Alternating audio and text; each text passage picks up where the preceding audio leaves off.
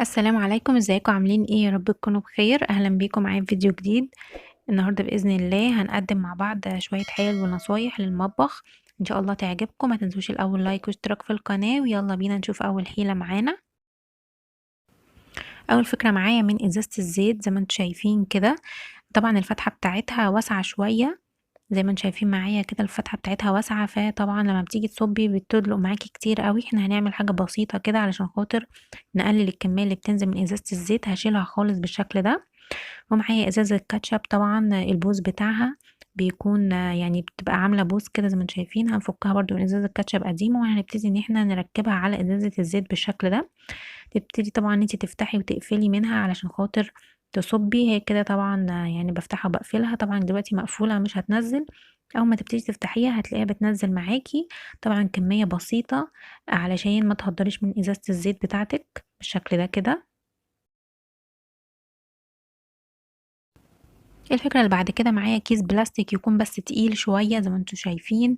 مش اكياس السندوتشات، لا اكياس كده من اللي هي بتكون تقيلة شوية. هبتدي ان انا افتحها من كل الجوانب بتاعتها ما عدا جنب واحد، يعني هشيل الزيادات اللي فيها. وبعدين هفتحها كده، هعملها على شكل مثلث زي ما انتوا شايفين معايا بالطريقة دي كده. طبعًا في جنب مقفول وفي اتنين مفتوحين. هابتدي إن أنا أقفل جنب واحد تاني علشان خاطر أعمل مثلث. طبعًا إحنا كده بنعمل كيس حلواني. باسخّن كده سكينة على البوتاجاز، باسخّنها كويس أوي. بعد كده باجي على الأطراف بتاعة الكيس وبابتدي إن أنا أمشّي كده. طبعًا هتلاقيهم اتلحموا معاكم كويس أوي، مسكوا في بعض.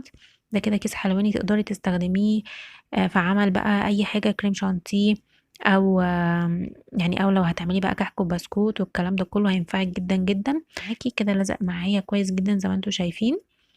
بقى قفلت الجنب التاني وبقى كده عندي طبعًا جزء مفتوح. دي كده طبعًا الأقماع بتاعة كيس الحلواني. بتبتدي إن أنتِ تدخّليها كده وهو بالشكل ده جوّه الكيس بقى، وتبتدي تشتغلي بيه بكل سهولة خالص.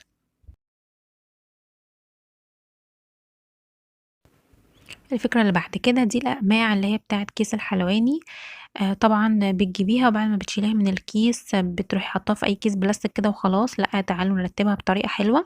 أنا بابتدي إن أنا أدخّلهم جوّه بعض بالشكل ده، وباجيب برطمان يكون كبير شوية، وبابتدي إن أنا أرتبهم فيه كده بالطريقة دي. نبتدي إن إحنا نحطهم كده جوّه بعض وجنب بعض كده بالشكل ده. وده الكيس الحلواني اللي إحنا كنا لسه عاملينه مع بعض. حلو جدًا، جدًا ومتين وعامل زي الجاهز بالضبط. هابتدي برضه إن أنا أحطه بالشكل ده، وبعد كده باقفل البرطمان وباحطه جوّه درج المطبخ عندي، بيكون مترتب كده وشكله حلو. الفكرة اللي بعد كده برضه خاصة بكيس الحلواني والأقماع. أنا عارفة إن طبعًا الحاجات دي كلها يعني مطلوبة الفترة دي علشان خاطر حلويات العيد. كل سنة وأنتم طيبين. أنا معايا هنا دلوقتي إزازة الخل زي ما أنتم شايفين، بيكون الجزء اللي جوه ده كده نفس الشكل بتاع القمع، اللي هو بيعمل شكل النجمة. هنبتدي إن إحنا نجيب سكينة ونبتدي إن إحنا نقطع الجزء ده بالشكل ده. هنقصه كده خالص كده اهو. هو ده الجزء اللي إحنا عايزينه. هنبتدي نسويه كويس لو في حاجة مش مضبوطة. وبعدين برضه بالكيس الحلواني اللي إحنا لسه عاملينه، تقدري تدخلي كده الجزء الإزازة ده ولحد الآخر كده طبعًا وأنتِ تستخدميه هيدّيكِ نفس شكل الوردة اللي موجودة في الأقماع بتاع الكيس الحلواني. ولو حطيتِ عجينة أو حاجة ومش هتستخدميها دلوقتي، تقدري إن أنتِ تقفلي الغطا كده بطريقة برضه بسيطة، وتشيلي مثلًا العجينة في التلاجة. وأمّا تيجي تستخدميها تفتحي الغطا تاني، وده كده نفس شكل القمع اللي هو شكل الوردة.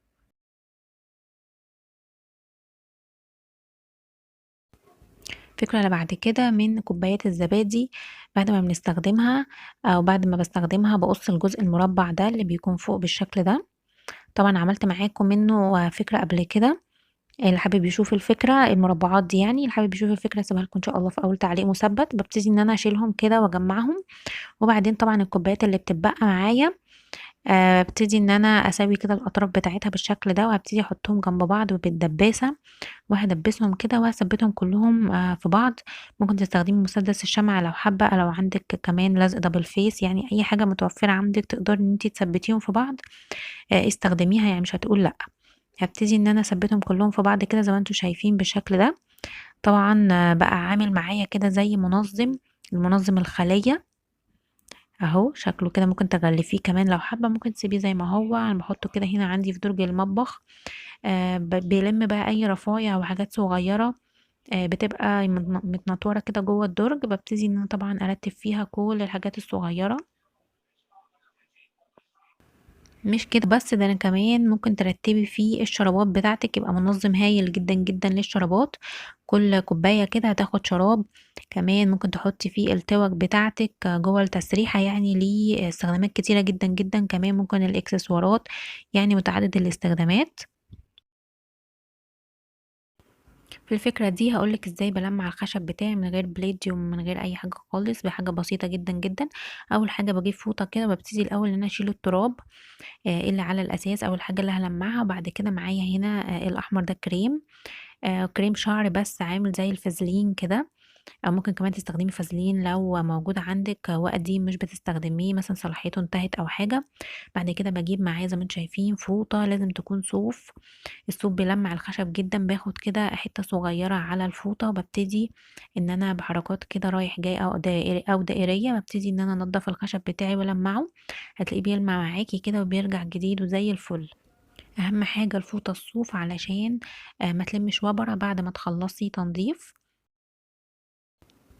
الفكرة اللي بعد كده من ازازة الزيت اللي بتكون الحجم ده بيكون فيها ايد كده زي ما انتم شايفين، ببتدي ان انا اشدها واسحبها لبره بتطلع معايا. الايد دي ليها بقى استخدامات كتير، طبعا هنشوف دلوقتي استخداماتها مع بعض. هبتدي اخد الايد كده ومن ظهرها هبتدي احط عليها شوية من الشمع، وهبتدي ان انا اثبتها جوه دولاب المطبخ كده بالشكل ده.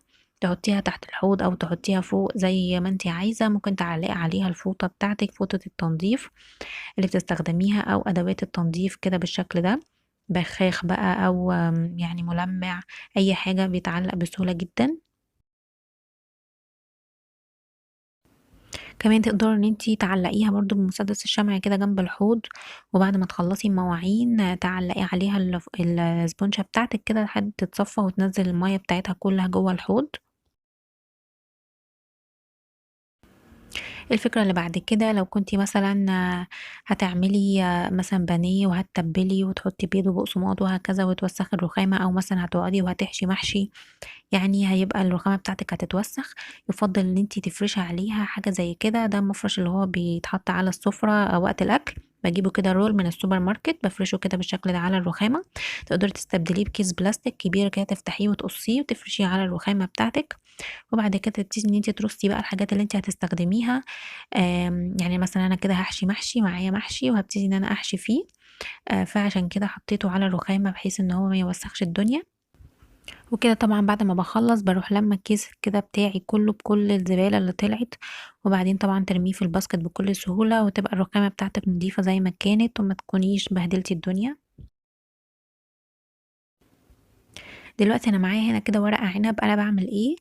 الاول بجيبه وبسلقه زي ما هو، زي ما الراجل بيدهوني. طبعا بغسله بعد كده بسلقه زي ما هو مربوط كده زي ما انتم شايفين بالربطة بتاعته، علشان خاطر بعد ما اسلقه هبتدي ان انا افك العناقيد كلها بسرعة جدا جدا. زي ما انتم شايفين ببتدي اخد كده حبة كده كلهم مع بعضهم وامسك كويس جدا، وابتدي ان انا اسحب كده زي ما انتم شايفين معايا بالطريقة دي، بس بالراحة طبعا عشان ما تقطعيش الورق معاكي. بتطلع كل العناقيد معايا طبعا، بما انها بتكون مسلوقة فبتكون طرية وبتطلع معاكي كده بكل سهولة، والورق ما بيتقطعش.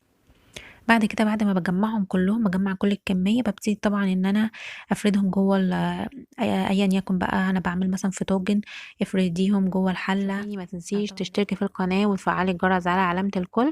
وان شاء الله اشوفكم في فيديو جديد قريب جدا. مع السلامة.